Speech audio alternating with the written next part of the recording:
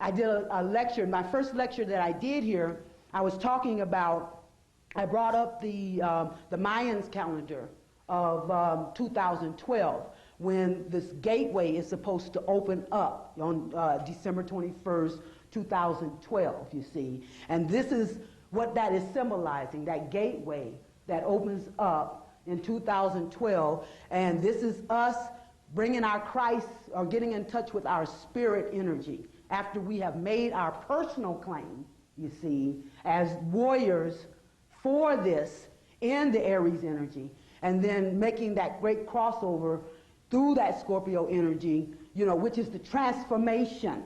Scorpio represents the transformation, and that's the passageway over onto the, and then as we move into the Sagittarius, they call that, the Mayans called it the great creative place, you see, because Sagittarius, its energy is ruled by the planet Jupiter, which is actually representing, you know, abundance or expansion, or where you gain your fortune at. And this is what they call the great creative place.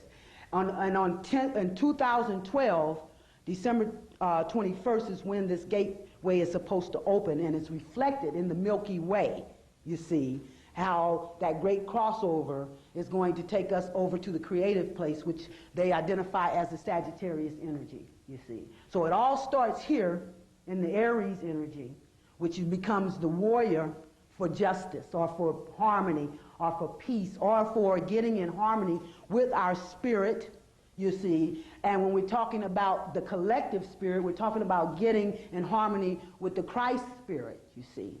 That is going to be the only thing that's going to lead us to over this transformation, or the Scorpio water, you know, to the great creative place, you see. So this is one of the reasons why the Aries energy is so important. It represents the new beginning from the physical side, and how we take our personal role, okay? This is where you get the stories of King Arthur and all having to pull the sword out. Who is worthy?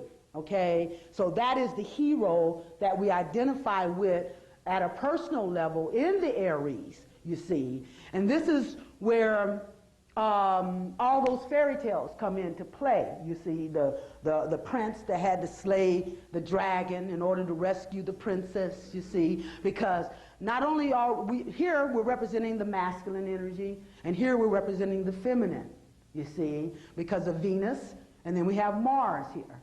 So everything, anytime we want to come into a fulfillment, we always have to balance opposites, you see. You can only create by balancing opposites. Two halves come together to make a whole. It's the only way to create, you see.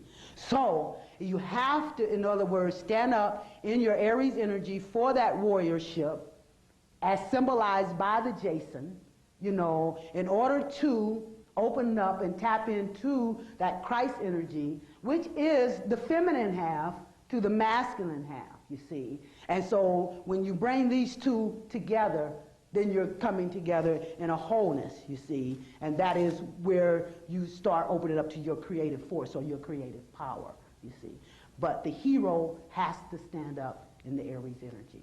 This is where he makes his claim. This is where he says, okay, you know, I am now in a position where I can conquer any feat, just like I just read about Jason here, where the king put him to a test and told him, well, you can get the fleece, but only if you know, perform this task. And see, this is the thing that is put in front of all of us, you see. We all have a personal dragon to slay, you see. But we're not looking at external, we're looking at internal dragons, you see. And when we slay these internal dragons, then we are in a position to stand up and make our claim on being able to access, you know, or rescue the princess. Can you see what I'm saying? Stand up, you know, as the hero, slay those dragons, especially those internal dragons that definitely has us still hooked up to the matrix, you see. We have to become unplugged. And that's what that warrior energy, that Aries energy does. It gives us the courage, you know, to become unplugged, you see, and stand up and make our claim on our rulership. And by doing this, we open up, you know, to the collective. See, because when we're looking at this side, we're looking at the personal side. When we're looking at this side, we're looking at the social side. So in other words, you're going to stand up in your own personal heroic and perform your feat to make your claim in order to fulfill the whole, you see, which is the feminine side, rescuing, you know. It's all about, see, the masculine represents the spiritual, and the feminine represents the physical, you see. And so it's all about combining the physical with the spiritual in order to become whole. That's the ultimate opposite that we have to bring together in order to become whole. And it's only until we become whole that we do empower ourselves, you see. We do empower ourselves through that. See if I had another story here.